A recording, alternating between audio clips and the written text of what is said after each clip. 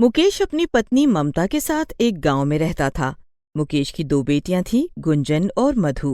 गुंजन बड़ी और मधु छोटी बेटी थी। बहुत साल पहले जब गुंजन पैदा हुई थी, तब उसकी माँ उसे जन्म देते ही गुजर गई। मुकेश बिल्कुल अकेला था। उसे समझ नहीं आ रहा था कि वो कैसे अपनी दूधमुही बच्ची को पाले। ना चाहते हुए भी उसे दूसरी शादी करनी पड़ी। मुकेश की दूसरी पत्नी ममता केवल नाम की ही ममता थी। उसके अंदर ममता नाम की कोई चीज नहीं थी। ममता मुकेश के मुकाबले बहुत तेज थी। शादी के कुछ महीने बाद ही उसने अपना रंग दिखाना शुरू कर दिया। वो गुंजन का जरा भी ख्याल नहीं रखती थी। मुकेश के सामने तो वो अच्छी बनी रहती, लेकिन उसके काम पर जाते ही वो गुंजन को घर के एक कोने में लिटाकर मजे से सोती रहती और गुंजन रोती रहती थी। लेकिन ममता सुना का अनसुना करके सोती रहती। मुकेश सरपंच के खेतों में काम करता था और जो कुछ भी कमा कर लाता, उससे घर का खर्चा चलता था। एक बार की बात है, मुकेश काम से थका हारा घर लौटता है तो वो देखता है कि गुंजन रो रही है और ममता मजे से बिस्तर पर पड़ी है। मुकेश को ये देखकर बड़ा गुस्सा आता है। वो ममता को गुस्से में कहता है, ये क्या ममता, गुंजन इतनी जोर से रो रही है और तुम आराम से बिस्तर पर पड़ी हो। बेचारी बच्ची का गला सूख गया होगा रोते रोते। अरे तुम्हें तो दिन रात बस इस गुंजन का ही ख्याल रहता है। कभी मेरे बारे में भी सोचा है तुमने? कितना थक जाती हूँ घर का काम करके, और ऊपर से तुमने इस बच्ची की जिम्मेदारी भी मेरे सर पर ही डाल दी। सही कहूँ तो मुझसे नहीं होता ये सब। अरे ये क्या कह रही हो ममता, ये मेरी बेटी है और मैंने तुमसे शादी इसलिए ही की थी ताकि इसे माँ का प्यार मिल सके। मुझे कुछ नहीं पता। मुझसे नहीं संभलती तुम्हारी ये बच्ची। इसे तो तुम कहीं छोड़ कर आओ। कल को हमारे भी बच्चे होंगे तो मैं उन्हें देखूंगी या फिर इसको। तुम्हारा दिमाग तो खराब नहीं है? ये क्या कह रही हो? ये मेरी बेटी है, कहीं से उठाकर नहीं लाया ऐसे में जो कहीं पर भी छोड़कर आ जाऊं। बहुत देर तक उन दोनों में बहस होती रही और अब तो ये रोज की ही बात हो गई थी। मोहन खुद ही गुंजन का ख्याल रखने लगा था। 1 साल बाद ममता की भी एक बेटी हुई। उसे तो बेटे की चाह थी, लेकिन भगवान ने उसे भी बेटी ही दी। बेटी होने के बाद घर का खर्चा बढ़ गया तो ममता ने भी काम करना शुरू कर दिया। ममता गांव के सरपंच के घर खाना बनाने का काम करती थी। सरपंच की पत्नी बड़ी नकचड़ी थी। वो बात बात पर ममता पर चिल्लाती रहती थी, लेकिन मजबूर ममता कुछ कह नहीं पाती थी। वो तो बस अपनी बेटी की किसी अच्छे घर में शादी का सपना लिए काम कर पैसा जमा करना चाहती थी, क्योंकि मोहन जो भी कमाता वो तो घर के खर्च में ही निकल जाता। धीरे धीरे समय बीतने लगा। दोनों बेटियां बड़ी हो गईं। गुंजन बहुत समझदार थी और अपने माँ बाप का कहना मानती थी। वहीं दूसरी तरफ मधु चंचल स्वभाव की थी। हर बात को मजाक में टालने की उसकी आदत से उसकी माँ बहुत परेशान थी। एक दिन की बात है, ममता की तबीयत अचानक खराब हो गई। उसके पेट में तेज दर्द होने लगा। वो बिस्तर पर पड़ी कराह रही थी। उसकी आवाज सुनकर गुंजन भागकर अपनी माँ के पास आती है। अरे माँ, क्या हुआ? तुम इतना कराह क्यों रही हो? दिखता नहीं कि मेरे पेट में दर्द हो रहा है। ना जाने क्या मिला दिया तूने आज खाने में। जब से खाया है तब से पेट दर्द कर रहा है। जा जल्दी अपने बाबा को बुला कर ला। इतने में मधु भी आ जाती है।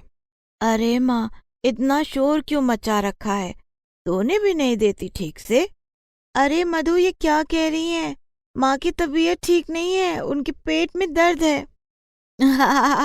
अरे गुंजन, तुम भी बेकार में चिंता करने लगती हो।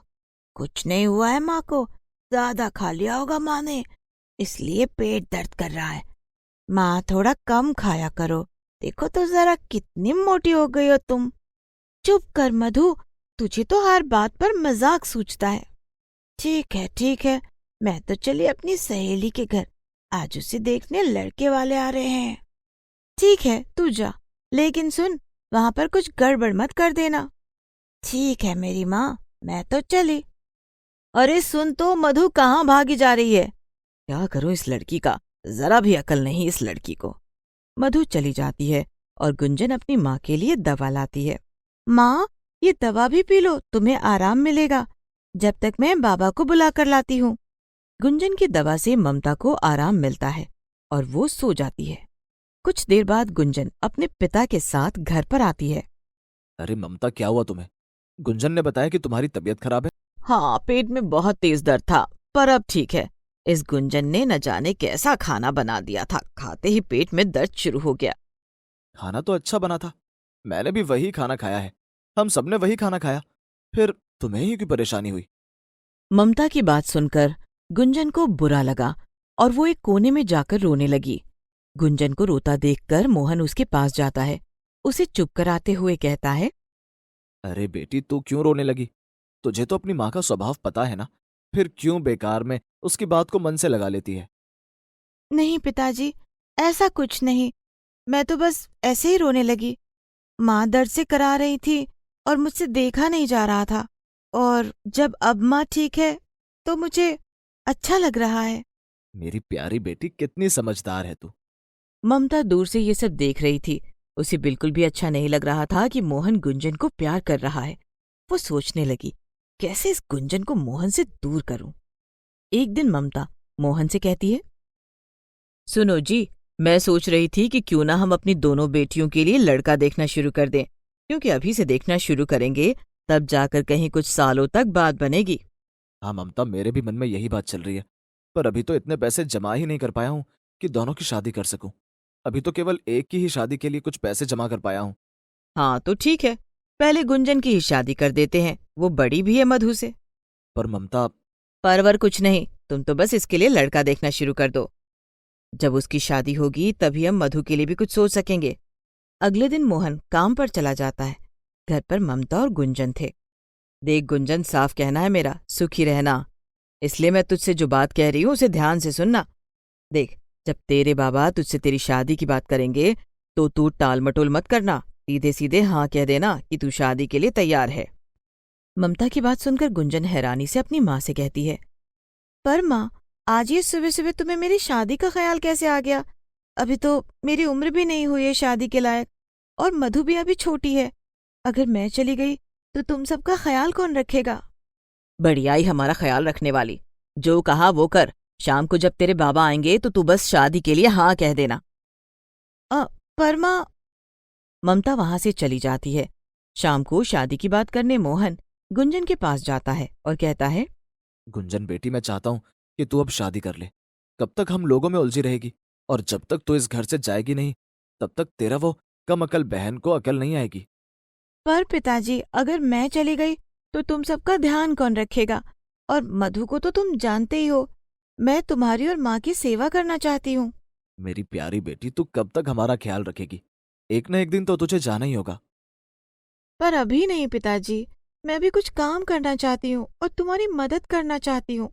कैसी मदद बेटी? वो पिताजी, बात यह है कि मैं कुछ काम करना चाहती हूँ ताकि ये पैसे कमा सकूं, जिससे अपनी और मधु की शादी के लिए कुछ पैसे जमा कर पाऊं। ऐसा करने से तुम पर हमारी शादी का ज्यादा भार नहीं पड़ेगा। ये सुनकर मोहन का मन भावुक हो जाता है। वो गुंजन को गले से लगा लेता है। बेटी, तू कितनी समझदार है, पर यह समाज क्या कहेगा कि बेटी की कमाई खा रहा है? कैसा बाप है? अरे बाबा, तुम भी कैसी बातें करते हो?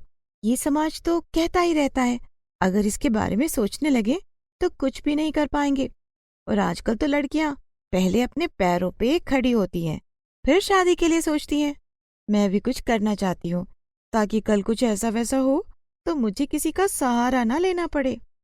गुंजन की बात सुनकर मोहन गदगद हो उठा और उसने गुंजन की बात मान ली। कुछ सालों तक गुंजन ने सिलाई, बुनाई, खाना बनाने का काम सीखा।